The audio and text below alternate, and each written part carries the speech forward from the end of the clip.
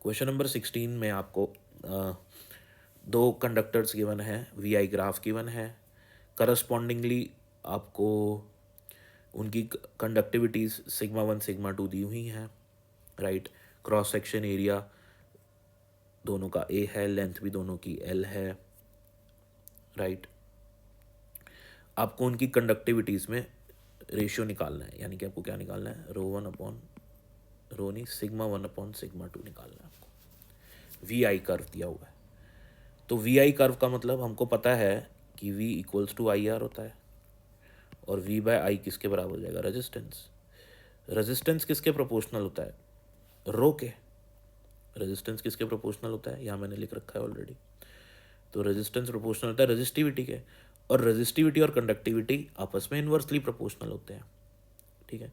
तो अगर मैं V बाय आई का मतलब ग्राफ से देखो, अगर मैं एक स्ट्रेट लाइन डाल दूँ और एक ये वाली लाइन देख लूँ, तो V बाय आई का मतलब क्या होगा, V मतलब ये वाली साइड, I मतलब ये वाली साइड।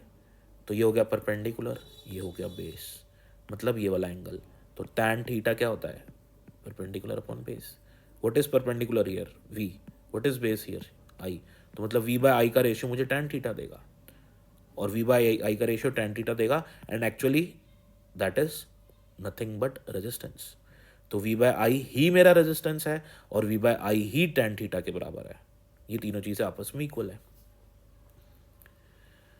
तो फर्स्ट वाले के लिए, जो फर्स्ट वाला कंडक्टर है, मेरा फर्स्ट वाला कंडक्टर है, उसका जो रेजिस्टेंस होगा वो होगा R1, और वो किसके बराबर होगा, वो होगा tan 60 के बराबर, क्योंकि tan 60 V बाय आई के बराबर है, ये अपन ने देख लिया। तो tan 60 की वैल्यू होगी √3।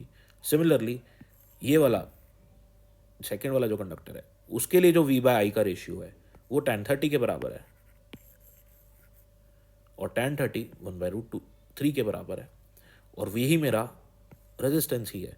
तो फर्स्ट वाली वायर का रेजिस्टेंस √3 है, सेकेंड वाली का 1/√3 है, राइट।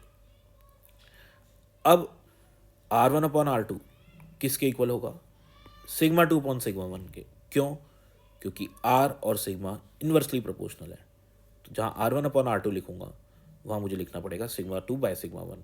तो R1 R2 गिवन है, R1 अपॉन R2 मैंने करा, तो √3 ऊपर जाएगा तो 3/1 आ जाएगा। तो यहाँ से मेरा रेशियो आ जाएगा R1 बाय R2 का 3/1।